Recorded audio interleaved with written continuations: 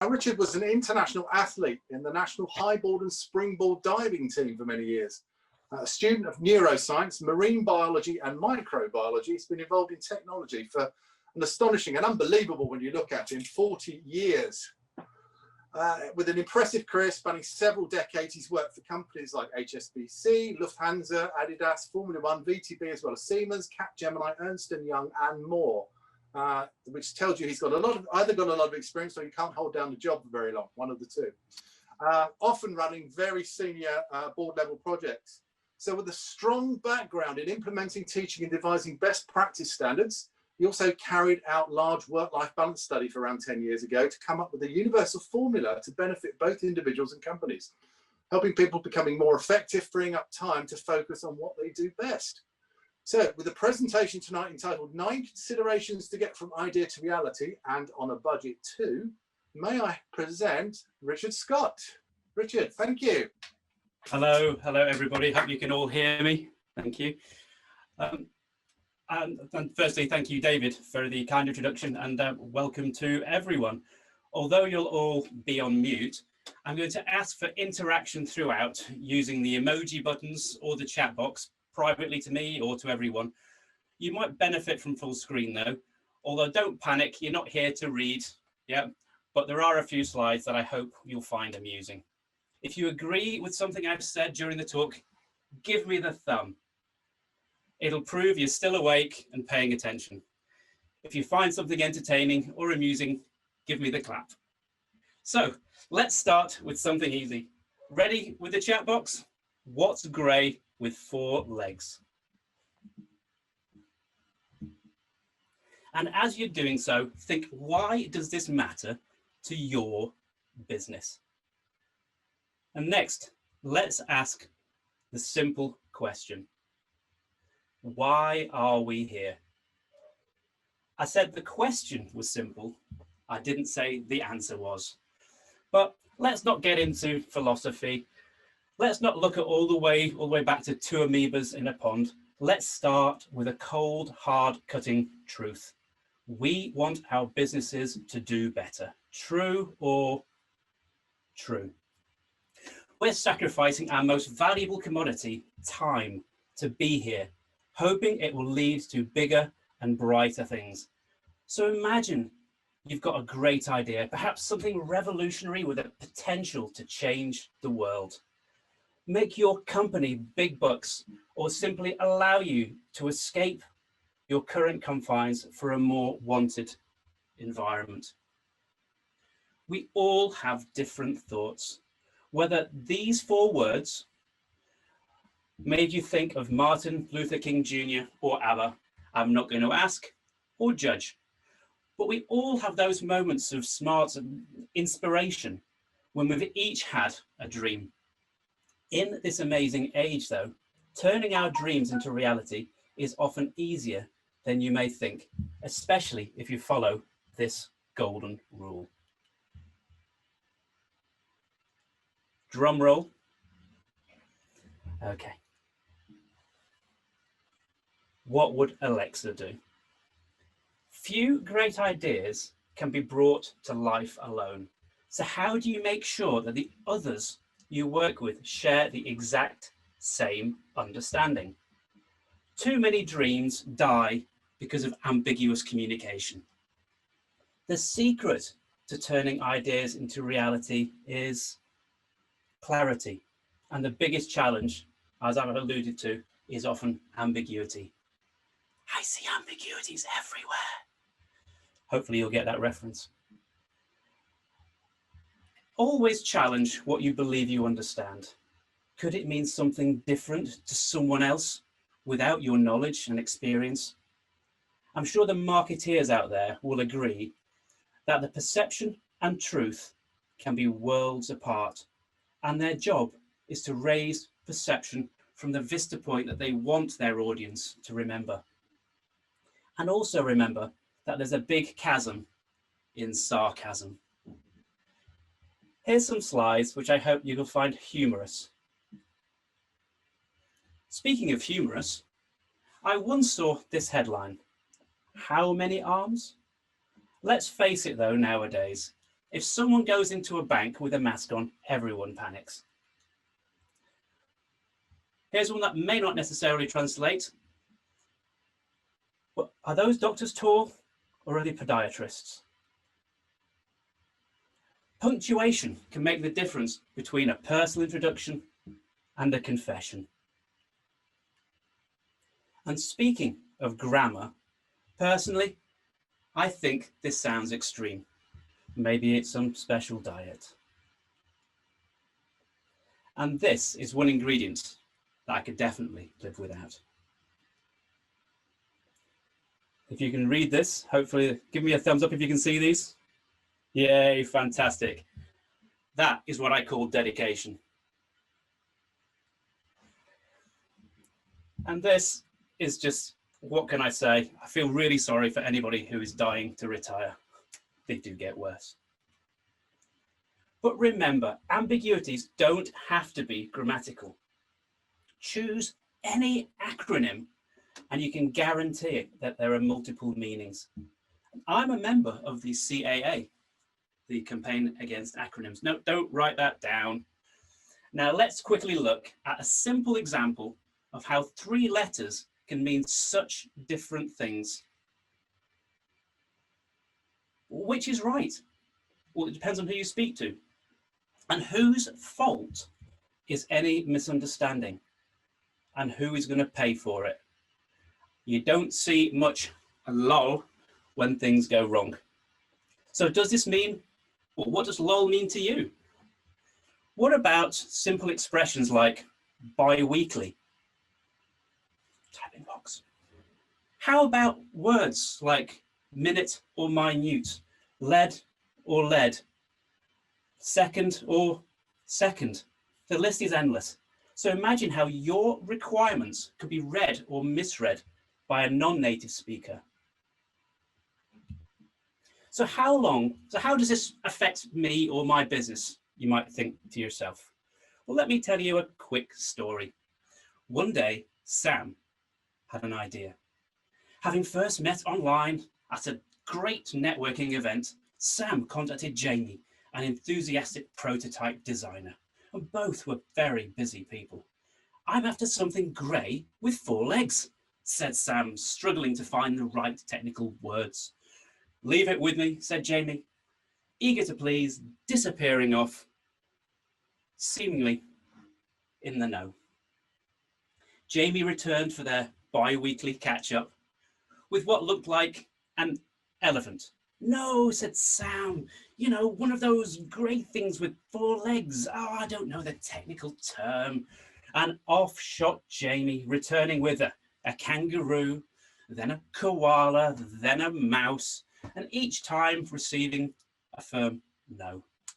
Jamie was getting frustrated. The customer might always be right, but right now they seem to be a right pain. Similarly frustrated, Sam said, you know, one of those things to put under your computer. Gesticulating wildly, oh, I don't know that technical term, you know, grey with 4 legs.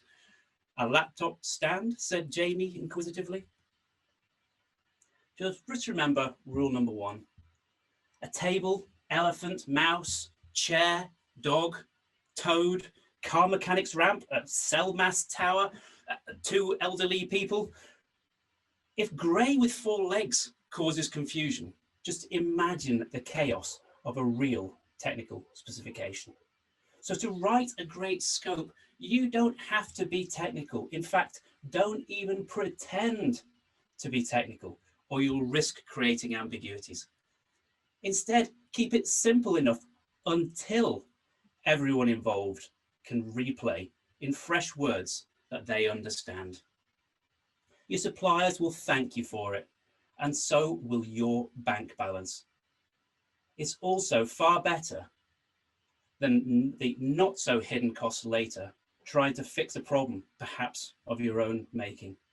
Consider that golden rule. Would Alexa understand? She's probably not sure.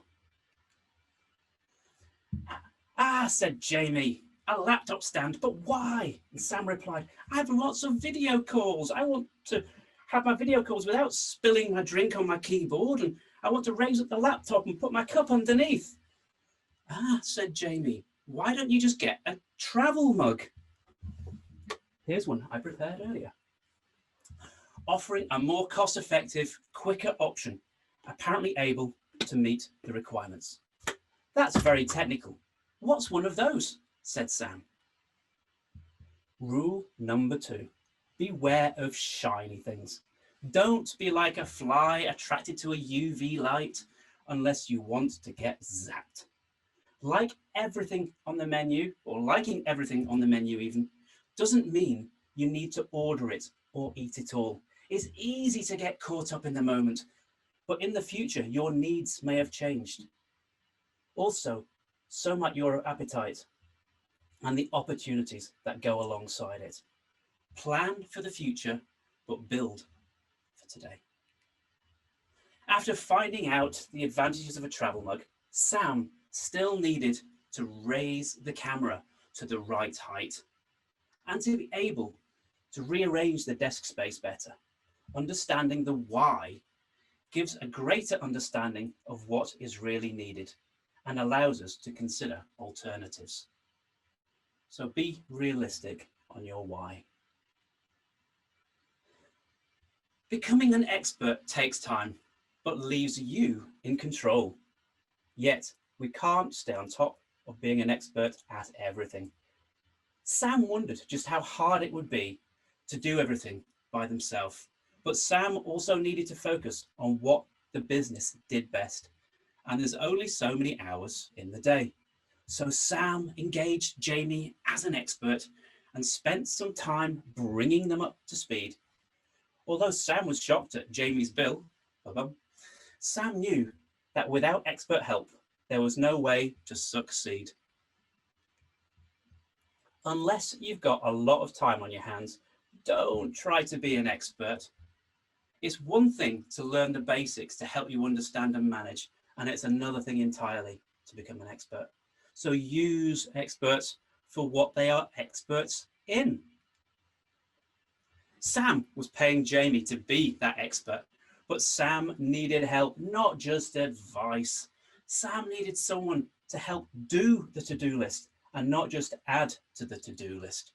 Sadly, as we all know, there are too many people offering seagull consultancy, flying above, looking down, dropping a few special parcels onto your to-do list, creating overwhelm and giving you far more than you've ever had to deal with to have to clean up.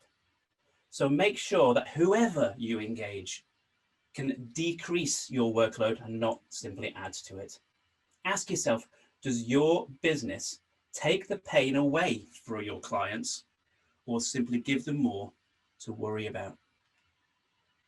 Choosing the right experts pays dividends, perhaps a higher rate, but when done quicker, it can actually be a lower total cost. And there's not a seagull in sight. But only you know your business. And who else shares your vision? So why would you delegate it blindly to an expert? Use other skills wisely. All experts have their limits, so be careful to pay an expert to do what they're best skilled at. If you can delegate, do so to a happy team of minions, and you can feed them bananas. Jamie agreed to be paid on results, measurable, unambiguous results. Everyone knew exactly where they stood. Define clear, unambiguous acceptance criteria. Quantify, the most important word you can think of in this context. If success can't be measured and tested, how can it be confirmed? It's in everyone's interests to get the requirements and acceptance criteria mutually clear and unambiguous. Otherwise, how will all parties be certain what to deliver and when to finish? Confirming it truly meets those goals. So Jamie made sure that the requirements were known before guessing at any solution, which brings us on to rule number 7. Don't chase down your options until you need to. Don't chase solutions. After briefly returning back to square one, Sam and Jamie worked together to capture a clear scope and make sure it was free of ambiguities before a single tool was lifted. The rules of engagement were clear. There was no jumping the gun. This was not their first rodeo. Actions get results. We all know that and we all see that. But taking action without the right preparation may get unwanted results. Remember, ready, then aim, then fire. Don't set off until you're pretty confident the direction you're going in is going to yield those useful results. And of course, corrections aren't going to be too costly too. Ask any of the technical people in this room, any of them, what it's like for them to receive specifications like, I want something grey with 4 legs, and how they work out how much to charge for it. As a techie friend of mine says, if he could read minds, he'd have got more girls. Spoon feed anything which may be misunderstood. Whatever you plan to create, no one expects you to have all of the answers. And think Mosto, Ministry of Stating the Obvious. Questions?